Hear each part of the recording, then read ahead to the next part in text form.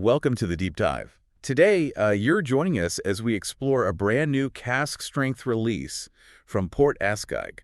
Yeah, looks interesting. But it's not just about one whiskey. We're also going to, distill some really key insights into the Scotch whiskey industry. From Sukhinder Singh, right? Yeah. Of Elixir Distillers. Exactly. From his wealth of experience. Okay. Yeah, the material you sent over looks great. We've got a detailed blog post from Whisky.dk. Right, focusing on the new Port Askaig. Yeah, the specifics of that expression. Yeah. And then also some, well, pretty fascinating bits from an interview with Sukhinder Singh. A real powerhouse in the whiskey world, as you said. Definitely. Co-founder of Elixir the Whiskey Exchange. Knows his stuff. So our goal for you today is pretty straightforward. First, we want you to understand exactly what makes this new Port Askaig cask strength special. Its character, the backstory. The thinking behind it. Precisely. And second, we're going to tap into Sukhinder Singh's, vast knowledge. Get his perspective on the state of Scotch. The future, maybe. Yeah, exactly. We want to give you the essentials, some deeper context, but, without getting lost in jargon. Sounds good. Straight to the point. Okay, let's unpack this, starting with the new Port Askaig. Right. So this new cask strength, it seems like it's generating quite a bit of buzz, doesn't it? It does. Reading that Whisky.dk piece, you get that sense. Yeah. It sounds like a previous one, the 100-proof version, was already pretty popular. Highly regarded, yeah. So there's this feeling that maybe this cask strength version could be even better. Absolutely. And what's interesting, I think, for enthusiasts is the transparency. Oh, yeah. How so? Well, they mention a maximum of just 60 casks per batch. Okay, that's quite limited. And it'll vary year to year. Plus, each batch gets its own unique code. Ah, for traceability, so you can see which casks went in. Exactly. It gives you that sense of, exclusivity, but also openness. Yeah, that's a nice touch. It hints at a very deliberate approach, doesn't it? It does. Which we can dig into more with Elixir Distillers later. Sure. But just sticking with the liquid for now, the cask recipe is quite specific. What did they use? It's 25% first fill toasted bourbon barrels. Okay, so some fresh oak influence there. Yeah. And then 75% refill American oak hogsheads. Ah, okay. So mostly refill. That suggests something about the balance, maybe. Definitely. For anyone who knows a bit about whiskey, that blend immediately points towards certain flavors. Right. First fill bourbon, maybe some vanilla, spice. Yeah, from that fresh oak. But the higher proportion of refill hogsheads, that should let the spirit itself shine. Let the Islay character come through. The peat. Exactly, without being, totally dominated by wood. And then the strength. Pretty hefty, isn't it? 59.4%. Whoa. Yeah, cask strength indeed. And crucially, for a lot of people. No added color, no chill filtration. You got it. Which often means, more natural, maybe more intense, textured experience for the drinker. Yeah, definitely what the purists look for. Exactly. And Whisky.dk gives some pretty evocative notes. Oh, yeah. What do they say? Color is just gold. Simple enough. Okay. But the aroma, this really paints a picture. An explosion of citrus, black pepper, burnt toast, and the classic Islay sea spray. Wow. Okay. You can almost smell that, can't you? That coastal Islay thing. Totally. Citrus pepper, burnt toast, sea spray. Iconic. Yeah, that mix of bright citrus, peppery spice, but also those, savory notes. Burnt toast, brine. So typical of a good maritime Islay. And the taste description sounds like it follows through. What's the palate like? A lovely freshness marked smoke, lime, sea salt, and a touch of toffee sweetness. Nice. That's You get that balance, powerful peat, salty coast, but also a bit of underlying sweetness. Yeah, sounds like it's really well put together. Compelling stuff. Definitely sounds worth exploring. It certainly does. Yeah. As we said, this Port Askaig is from Elixir Distillers. Right. And the name itself, Port Askaig. It's got some real Islay history, hasn't it? It really does. It's a small town, a port, obviously on Islay's east coast. Historically significant, though. Oh, yeah.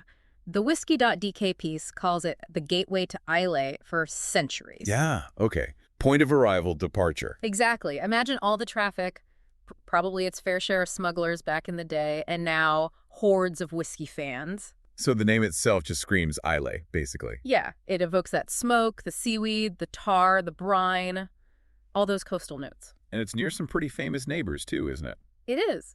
Caol Ila and Bunnahabhain are close by, which, often leads to speculation about where the spirit for Port Askaig bottlings might come from. Right, the mystery source. And there's a visual link on the label, too. Yeah, exactly. The label shows the coastline of the Isle of Jura. Which you can see from Port Askaig. On a clear day, yeah. It's a really nice touch. Grounds the brand in that specific place. Definitely. So Elixir Distillers itself, interesting company. Very. Founded by the Singh brothers, Sukinder and Rajbir. Who also founded the Whiskey Exchange. The very same. So you're talking serious experience in the spirits world. I mean, they must have seen and tasted pretty much everything. You'd think so. And the article touches on how they used that experience, across all spirits, not just whiskey. To blend tradition with innovation. Yeah, exactly. Fusing craftsmanship with a desire to experiment. And it's worth noting, their interests aren't just limited to Scotch. Not at all. That's key. They're big in Japanese whiskey, Irish, American. Even tequila and rum. Yeah. Shows a really broad appreciation for quality spirits. And under the Elixir banner, they've got quite a few well-known brands. They do. Elements of Islay, obviously Port Askaig, single malts of Scotland. Black tot rum as well. Right. So they're definitely major players in the independent bottling world. And just for context, they weren't always called Elixir Distillers. That's right. They used to be specialty drinks. Okay. Then they rebranded back in 2017, and that distillers part of the name became even more relevant. When they announced plans for their own distillery. Exactly. In 2018, an ambitious plan to build on Islay's south coast. So moving from bottlers to actual producers. Yeah, a big step. Which brings us nicely to our second focus. Sukinder Singh's insights. Ah, yes. The interview excerpts. They really paint a picture of someone with, well, deep knowledge and some pretty candid views. Absolutely. The interview calls him one of the smartest entrepreneurs in whiskey, and it's hard to argue. I mean, the track record, Elixir, the Whiskey Exchange sale. Exactly. Plus the industry awards, IWSC champion, master of the quench. So when he talks about the Scotch industry, you listen. You definitely pay attention. And he doesn't really hold back, does he? Not at all. One of his main points seems to be that the industry had it too good for too long. Oof. Strong words. He thinks a correction was needed after that, 20-year bull market. And he blames greed, inflated prices. Seems so. He connects it to some current challenges. Right. And he backs that up, doesn't he, with observations about where the focus went. Right. He argues some distillers got too caught up in, quote, fancy packaging in the pursuit of luxury. At the expense of the liquid inside. That's his point. He feels some big companies started treating whiskey like just another commodity. And he actually says the love in terms of attention to detail has gone. Yeah. So the takeaway is a concern from a major figure that maybe the focus shifted away from the actual whiskey for some. That's quite a critique. He also points fingers at, corporate structures. How so? The way big companies move people around too often. Hindering expertise. That's his view. He thinks that constant turnover hurts the development of deep knowledge and affects consistency, quality. Stability, he calls it. Crucial for a great distillery. It's an interesting point, isn't it? That personnel rotation might impact the final product. It really is. And he also flags the current trend for heavily sherried whiskeys. He's not a fan. He seems concerned about an over-reliance on them, maybe as a way to justify high prices. So the market gets saturated with these heavier, bigger, richer styles. Yeah, and he feels it neglects what he calls good, clean whiskey. Interesting perspective. But it's not all doom and gloom from him, is it? No, definitely not. He sees opportunities in this situation. Okay. For those who genuinely care, as he puts it, about the quality. And he names names. Distilleries he thinks are doing it right. He does. He mentions Ardnamurchan, Torrapag, Isle of Harris, Isle of Rasay. What's the common thread there? He emphasizes that they understand the need for time, dedication, and investment, the fundamentals of quality spirit. Right. He also seems to expect a bit of a shakeup in the industry. Yeah, particularly among the newer, smaller distilleries. A fairly drastic shakeout, I think he called it. That's the phrase. He suggests maybe some jumped in trying to cash in on the boom rather than focusing on long-term quality. And he gets approached about takeovers. Apparently quite often, though he says he's not interested himself, focused on Elixir's own projects. Got it. And his view isn't just focused on Scotland, is it? He looks outwards, too. Yeah, that's a really interesting point. The rise of quality single malts elsewhere. India, Taiwan, Sweden. France, Germany. He thinks the big Scotch players like Diageo might be running scared. Really? Why? Because the quality is getting so good. Yeah. And he sees them investing in those regions as proof. Plus maybe younger consumers going local? Environmental concerns? That's part of his thinking too, yeah. Interestingly, he's got thoughts on English whiskey too. Closer to home. He does. He calls it a bit of a missed opportunity so far. Why is that? He seems surprised they haven't been more adventurous, given they have fewer regulations than Scotland on ingredients and methods. Interesting. And rye whiskey. He reckons it'll stay niche, not become a major category. Okay, so putting all that context together, his views on the industry. It makes Elixir's own distilling plans even more interesting. Absolutely. They seem to be putting his principles into action. So, the new Islay distillery, Port Truin, where exactly is it? Prime location. Between Port Ellen and Laphroaig. Iconic neighborhood. Wow. And the capacity. Expected to be around 1 million liters of pure alcohol per year. LPA, that's a standard measure. It's a pretty significant scale. Decent size, yeah. He did mention a setback. Their main contractor went into administration. Ah, that's tough. Yeah, caused a delay. But he sounds absolutely determined to get it done. And the plans for Port Truin, they sound very traditional. Very much so. Aligned with his passion for older styles. What specifically? Reintroducing traditional floor maltings and direct-fired stills. Going back to older methods. Exactly.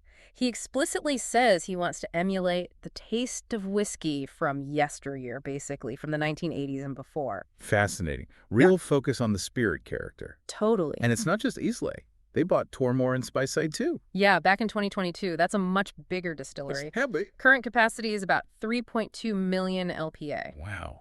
But not well known as a single malt. Not really. As Sukhinder points out, most of its spirit has historically gone into blends. Like Ballantyne's Chivas Regal? Exactly. So the single malt itself is relatively unknown to consumers. Which he sees as an opportunity. He seems quite excited about it. Thinks the fact nobody knows the liquid could be an advantage. They can shape its image. And they plan to release a Tormore single malt soon. Within the next 12 to 15 months, he hopes. Okay, one to watch out for. And their plans go beyond just the distilleries themselves. They do. They bought the big estate around Tormore, Glenlochy Estate. Renamed it Tormore Estate. Right. And they're talking about rewilding parts of it. Really? In restaurants? Yeah, potentially opening restaurants on Islay and Speyside, maybe using produce from the estate. Wow. That's a whole vision, not just making whiskey. It's a very holistic, long-term approach, definitely. So let's try and bring this all together then. This deep dive has given us this, dual perspective. Yeah, it really has. On one hand, the new Port Askaig cask strength sounds like a really potent, detailed Islay whiskey. Reflecting that Elixir commitment to quality transparency. Exactly. And then layered on top, you've got these insights from Sukhinder Singh. Yeah, his view of the wider industry. Dynamic, facing challenges after the boom. But also opportunities. Huge opportunities, he thinks, for those focused on real craftsmanship. On the liquid itself. Not just marketing hype. Precisely. So for you, the listener, it gives that broader context, right? For understanding the whiskeys you enjoy. Absolutely. And for you listening in, we hope this hasn't just been about one specific, exciting whiskey. Though that sounds pretty good on its own. Right. But also, hopefully, a wider grasp of the forces shaping Scotch whiskey right now. Getting some context, some informed perspectives from a key player. Exactly. Which leads us to a final thought. Something for you to mull over. Okay, let's hear it. Well, given Sukhinder Singh's focus on good, clean whiskey and his critique of maybe overdoing the sherry casks, what other historical production techniques, things that maybe fell out of fashion, might we see make a comeback? Interesting question. Like what kind of things? Different yeast strains, longer fermentation, different barley types? Could be anything. And what would those whiskeys taste like if we saw a resurgence of some older methods? Yeah, what forgotten flavor profiles might reappear? Definitely something to think about next time you're pouring a dram.